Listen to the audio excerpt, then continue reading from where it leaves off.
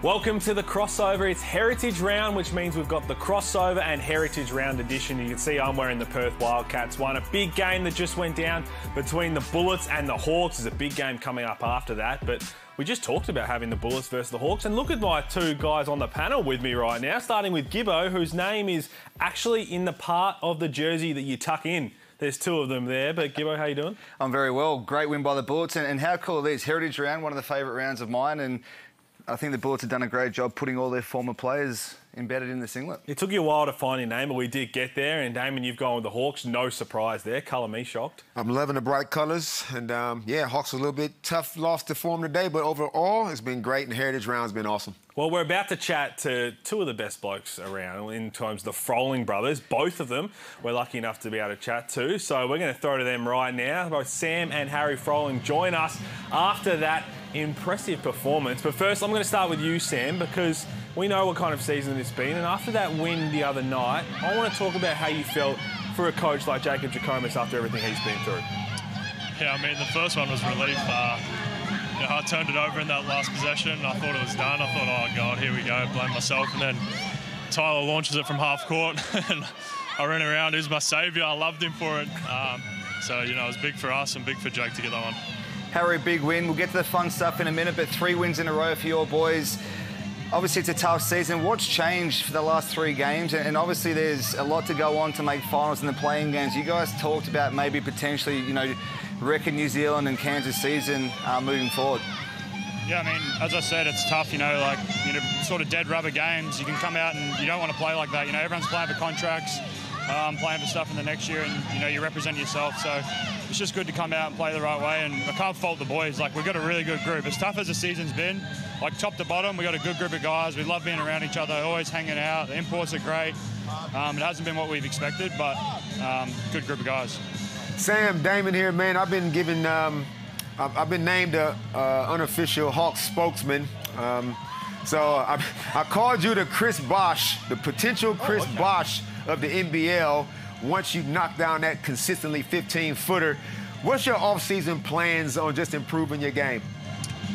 I mean, the shot's the big one. The getting out that mid-range and that the 3-ball, they're probably the next ones that'll take me to that next level. All right, well, now we've got the silly stuff out of the way. Let's get to the serious conversation. I'm going to start with you, Sam. This is a road roommate challenge. So you've got to pick who you want as your regular road roommate. You've got to pick your backup in case they get injured. And then you've got to cut one that you never want to have. So you've got Mango Makiang, who I know likes to ag like a pork chop. You got your head coach, Jacob Jackomas, and you got the bloke next to you. Oh, I mean, I roomed with Harry last year and it sucked. Yeah, so he's gone. I'll probably take Mango first. He's a lot of fun. He brings the energy and he's a positive guy. And then, I mean, I guess Jake's in the middle. He's all right. Well, we'll take that. But now you guys, we love when you guys have a battle against each other. A little earlier in this season, there was one person doesn't agree with it, but there was a nice little dunk thrown down. Are we going to talk about this, don't we? Have another look at it here. It was claimed as a poster. Harry, you don't agree, though, do you? I thought you were talking about my dunk, and then I realised I didn't have any dunks this year. So, no, definitely not a poster. I got it out of the way, but, you know, Sammy's been playing well, so happy for him. And he's an athlete. He got the genes. Well, he does have the genes, but this actually goes way back because this was almost like predestined because we go back to like Snapchat days. Have a look at this. He was ready. The big fella was ready to get you. That sucks. Who gave you that? Yeah, that's obviously they've had that one bottled away for a bit, but yeah, I used to dunk on him in the backyard a little bit on the little 8-foot hoop, so I'll give him credit for it. Now, Harry, we know basketball can be quite consuming at times. You need to find things away from the sport to rest you and relax your mind. You like to watch National Geographic and little David Attenborough, the Green Tree Frogs. You want to tell us a little bit about that?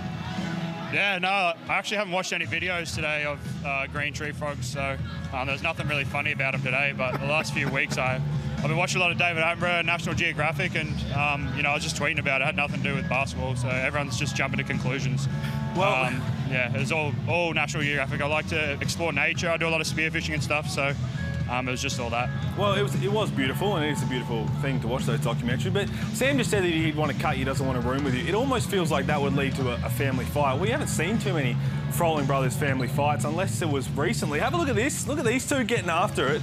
What do you reckon about this, Damien? Can you critique? Have a look at these two just carrying all like pork chops. Is he going for the suplex, the lift up? Like, how's this gonna end? Hope the phone comes out. Sam's got the headlock. So he's dunked on him and he's giving him the headlock. We give him both wins to Sam then? Are we watching this whole video or what? That was last week. That was I think that was, I hadn't seen Harry for a while. I came back from, I don't know if it was NBL or college, and he was used to bullying me being lighter, and then I can hold my own now and give him a couple. That was me winning for once. And my 2 cents on that, Sam's never beat me in a wrestle or a fight. Will Magnay, I'm 3-0 against him. Lockie Venus, I'm 6-0 against him. I actually wrestled Pero in the locker room the other day. Oh, hello. And we came to a dead heat, so I had him in a headlock, he had me pinned. So that's the only one that's come close. I got Sammy Mack next. Well, you can claim that, but to be honest, that didn't look like a fight to me. You know what that looked like, fellas? It looked like this. This is what they reminded me of. Have a look at this. Just didn't realise they love each other, but do they? They're just trying to figure out, just trying to give each other a nice little hug, and they just couldn't do it. Beautiful brotherly love. You got to love to see it. I'll send you the video of me putting Sam in the old fish hook wrestle. I got one of those. Yeah, he's a dirty fighter. Nothing clean. He's always been a dirty bastard. Well, talk to us a little bit before we let you go, what it means to play against each other on the big stage, because obviously you've had your moments leading up to your career. You've played against each other numerous times and on the same team, but is there a bit of extra flavours, a bit of trash talk?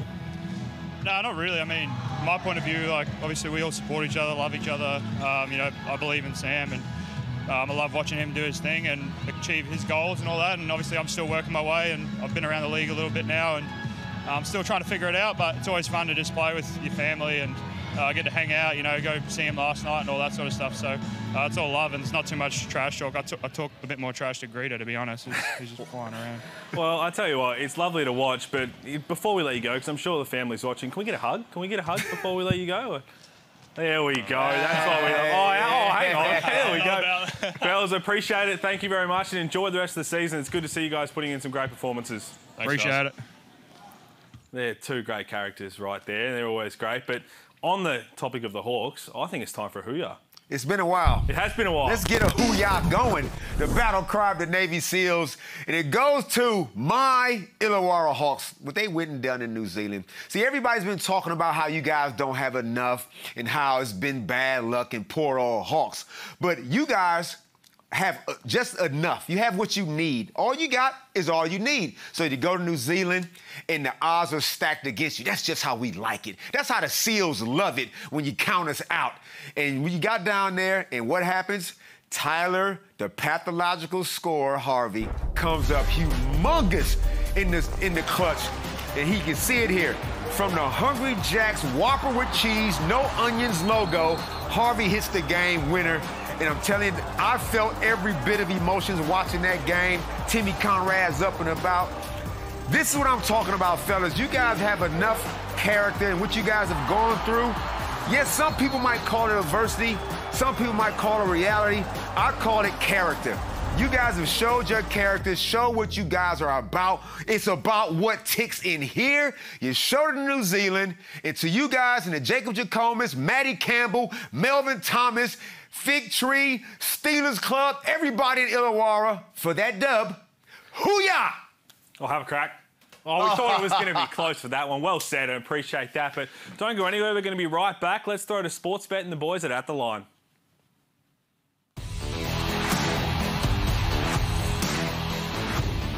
Welcome to At The Line. My name is Simon Legg, and we're here to talk about the NBL. And thankfully this week I'm joined by the ever-reliable Josh Jenkins. Josh, how you doing? Oh, I'm going well, thanks, Leggy. Twice in 2 weeks, it's a good sign. But I've got to be here because the NBL, we're starting to enter the stretch, the time where all teams need to make a big push to either make the playoffs or make the play-in. Absolutely. Just like the teams are trying to find continuity, we have as well over the last 2 weeks. But you did mention the push for the playoffs. We've got the new play-in tournament. It's a new format this year. And as the graphic comes up on the screen, I'm glad you're here and not Felix, because I cannot decipher what any of this means, but thankfully you are Russell Crowe in a beautiful mind. I am, somewhat. It's pretty simple. Look, so let's just presume that Cairns and Sydney, you can see across to the right, let's say Cairns and Sydney make the top two. So there's the top two locked in.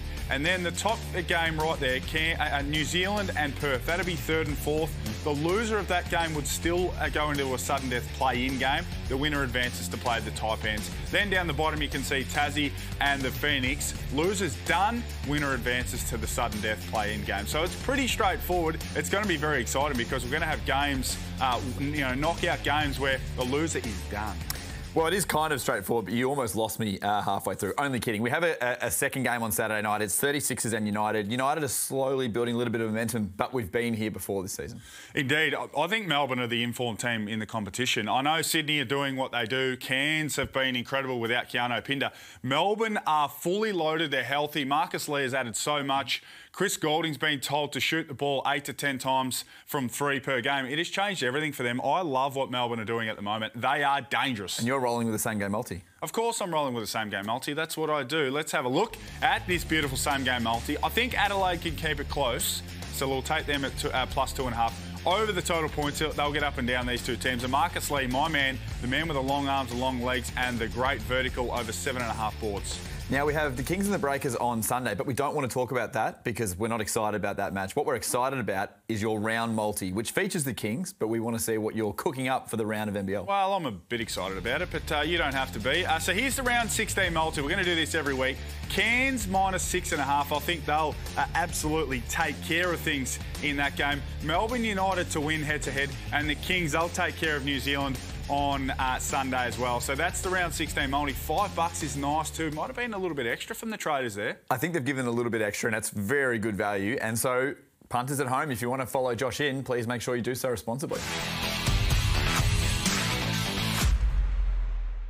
You know the score. Stay in control. Gamble responsibly.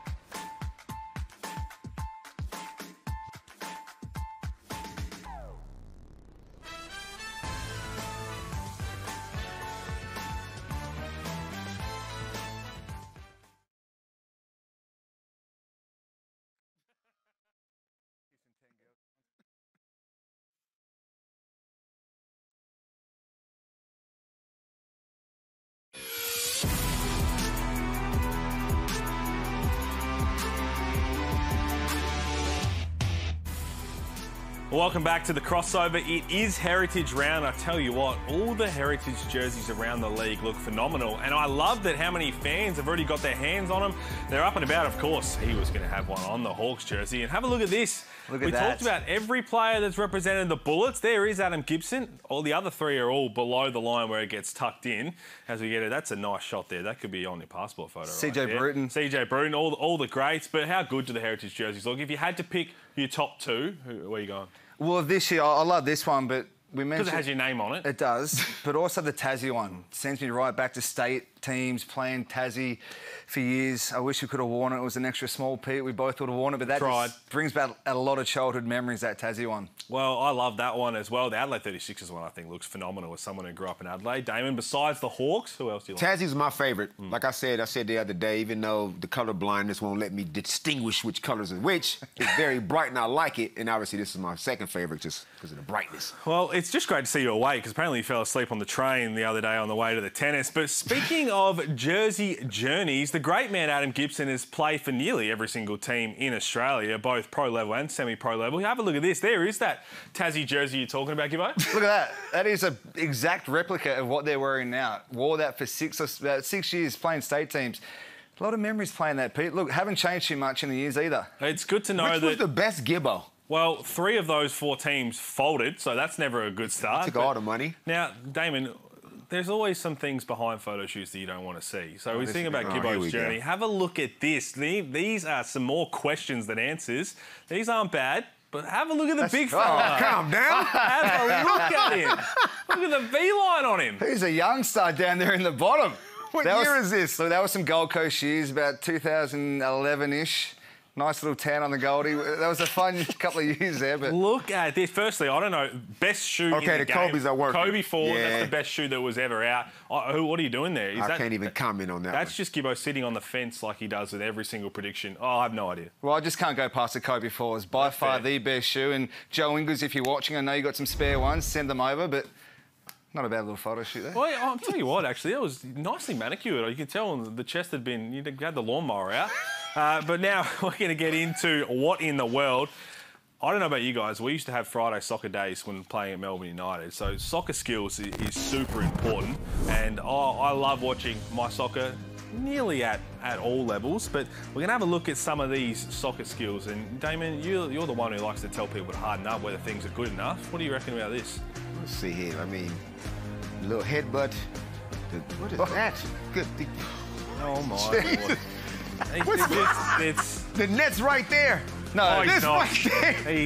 The best part is you can't go out. Everybody off. Now, I don't know if you saw this. As a massive Harry Potter fan, I tell you what, Alex McNaught, he had that hilarious press conference when he gave the shout out to the great man. But have a look at what Alex McNaught was rolling around with the other day. Have a look at this. Just straight Gryffindor. Do we rate that or not? Yep. He got the wand and everything. Yeah, I like a little Harry Potter. You a Harry Potter fan? Massive Harry Potter fan. I pre-ordered the game just so I can play when my daughter decides to sleep, which if she is watching, when she's 3 months old, you have no idea what's going on, but go to bed soon for us. Go the Hufflepuffs. This one, go the Hufflepuffs. This one right here, this has gone viral. Now, Damon, you're going to have some strong words on this. What do we think? Have you seen this? I have seen this. So what do we think about this? The kids just need to pull their heads in a little bit. This is bad parenting. This is bad leadership.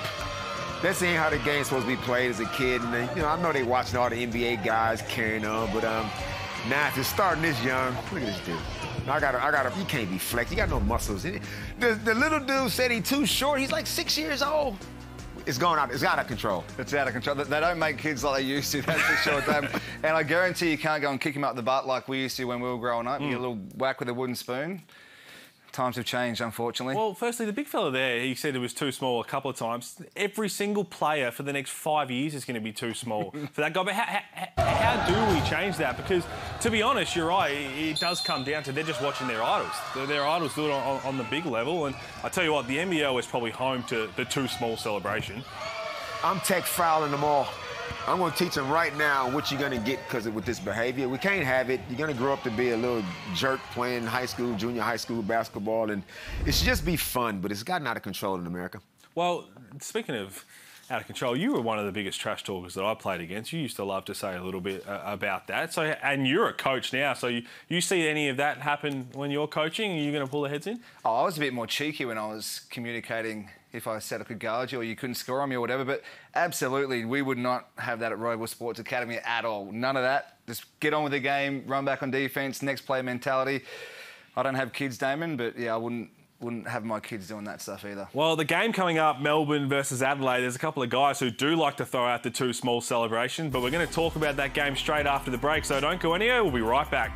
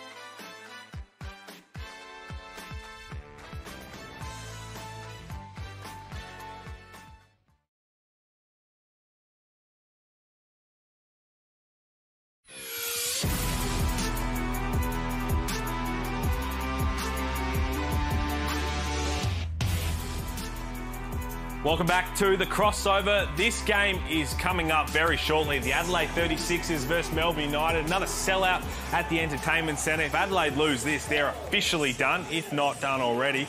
Melbourne United, they're looking really good, one of the hottest teams in the competition. And actually, with the two top teams losing, may be the hottest team in the competition. But let's talk Adelaide 36ers. Damon Lowery, you said last week you wanted to wait. You said you're going to see how they went. They dished up that performance in Perth and the performance in Brisbane. So the floor is yours. Hey, Damon, can you put through your way too early predictions? I said, it's too early for that. He said, no, I'll put them through anyway. I looked at the Adelaide 36ers roster. I was like, oh, Adelaide for the chip. Coach of the year, C.J. Bruton. Lock it in. Yeah, me too. And then this turns out. They dished this up. You guys are the most underachieving, super talented team. Just goes to show you, talent don't win games. You guys cannot play together. Basketball is a game like this. You guys play like this. Everybody shoots it whenever they feel like shooting it. You ain't had a shot in a while, then you take one. You don't play no defense like you're playing half-court basketball. How are you supposed to win? Like, seriously, how are you supposed to win? The trust factor is now 0. I'm not going to give you a harden up because it's too late now. It's over with. Now you got Craig Randall running his mouth like he was somehow the savior. But, like, until you guys can learn how to play together, and you're so much talent. And I will say this one last thing, Pete. You guys are an airport team. You know what that is? No, I'm just scared of catching strays. They right look now. good in the airport, walking ball. Look at them dudes. Look at them tall dudes. Look at them athletic dudes. But you don't look good together on the court. So your season is now in the toilet, and you got yourselves to blame. I've never heard that airport team. I might use that. I don't think I ever look good walking through unless I had a fresh fade. You mentioned Craig Randall, so let's have a chat because he has been very vocal on social media. Have a look at a couple of these tweets, Gibbo. What do we reckon? So, bet that they wish 12 was still there. He gave the Adam Gibson, actually. We've seen that picture of you on the chair. And then just happens to be a nice little lyric there. Thoughts? Well, I mean, I guess he's kind of right. I mean, I don't think they wish he's there. That part's wrong. But, I mean, shit, mate, if they had kept him, maybe they might be winning some games. You know, like... He did throw another thing up there. We're talking about jerseys. He thinks they're still going out strong, but luckily there has been another Randall that has played for Adelaide, spelled differently, so I'm not sure which jersey they're going for. And look, there was no doubt, you talk about guys keeping receipts, Craig Randall was always going to have this ready to roll, but they would have won a couple more games, I think, had he still been around based on his offensive potency. He was unbelievable and could win a game off the back of his own shot. We saw him catch fire numerous times. But the one thing Adelaide has not had all season long is defence. And I don't think Craig Randall's a defender. Well, what more was he going to do to a team that refuses to defend for 40 minutes? No, he wasn't. And Cleveland's been the one that's shown that he's the guy to do that. And against Brisbane, the last quarter, he turned it on. They come back, they make a run. But you can't wait till you're down by 10 points and expect your best defensive player to do that. Everyone needs to step up and play a role. And like Damon said, they're not playing together. One guy gets mad, he doesn't get a shot, so he shoots it. They got no identity. Who's the ball going to? You just have no idea, and you play half-assed defence, you're not going to win any games. Well, they basically got to win every single game. Well, they do have to and hope for some results. So if you haven't already put a line through them, are they done? Yeah, it's over. Well, Ian Clark's out of this game, but Mitch McCarron is in. Let's give a big shout out to Mitch McCarron. He just had his little baby girl, Cora McCarron, so I'm not sure how much sleep he's had, but the captain will be back out there, which is great. But now let's turn our attention to Melbourne United, because with the Kings losing and Cairns losing, they may officially be the hottest team in the competition. So Melbourne United play Adelaide, then they have to play New Zealand, then they play Adelaide again. So we think they're going to sneak in and probably do it pretty comfortably in the end with some other results. You probably don't want to play Melbourne United in a playing tournament. They rolling. They started playing desperate playoff basketball before everybody else. And they got 2 training sessions against Adelaide. You said game. They training sessions. And the New Zealand Breakers are wobbly right now. They got some issues, but, like, they have figured it out, Melbourne United, so far, how to play. They know where their strengths are. This man right here, Marcus Lee, has been a phenomenal rim protector. And Rajon Tucker is a completely different monster. I think you may be right. They know what their role is. Shea Ili, you know what he brings to the table. Marcus Lee is going to block shots, dunk the ball. They run plays for CG43. Everyone plays their role and they know what that is. That's why they've become a great team now that they've been healthy. Tucker's been phenomenal. So obviously we all wrote Melbourne United off earlier on, and it's looking like they could sneak into that top 6, and if they do that, you're right, Pete, you do not want to play them come finals time. Well, you can speak to yourself there, because I thought they were always going to turn things around. Stop it. There's no bias there, but I will say we'll get a close-up during the game, but they are wearing black armbands for Mark Leader, which is great. That's a really nice touch with his passing. But you're right, they are playing phenomenal, but my biggest question right now, so Dave Barlow's still out with concussion. They expect him back sooner rather than later. If Isaac Humphries misses some time into the playing tournament, can they still get the job done? I think so, because Marcus Lee just showed, even though he got in some foul trouble last game, he can play 30 minutes, no problem. David Aquarius came on, played good minutes, but Cal Dalton, he's coming in just filling a little gap for those couple minute spurts. But they're doing it by committee, and XRM has been playing sensational too. Callum Dalton can step in, he can shoot the ball, but Brad Newley playing that 4 spot, that undersized 4, I think it suits him perfectly. I think he can play this for the rest of his career, get another 2-3 years out of that. Brad Newley's your 4-man. That's elite. He's fast, he can take guys off the dribble, you can switch on defence. I think that aspect covers what you said is missing, and again, you shorten the rotation a little bit, everyone plays together a little bit more, you feel better, you get better shots, you get better looks. I like it. Well, we're about to get predictions, but what I will say, great article came out about Ariel Hook-Porty. He's going to recommit basically to Melbourne United and come back, which is great. So predictions, are we going to get an Adam Gibson sitting on the fence like this, or are you going to pick a team or which one? This is Gibbo. We try and get a prediction. Are you going to give us the little chair one? Well, I think the last time I said Adelaide would beat Perth. Oh, he doesn't know. He doesn't know. Look at that. Can someone get me some Kobe Fords, Carolina colourway, please? I'm going to go with Melbourne. Damon? United by 18. It's no chance of a danger game? No, United by 18. Well, this game is going to be super exciting. Melbourne United, they are the hottest team in the competition. Damon thinks they're going to win. It's just a matter of how much. So thank you for watching. Don't go anywhere. Heading straight to the Adelaide Entertainment Centre.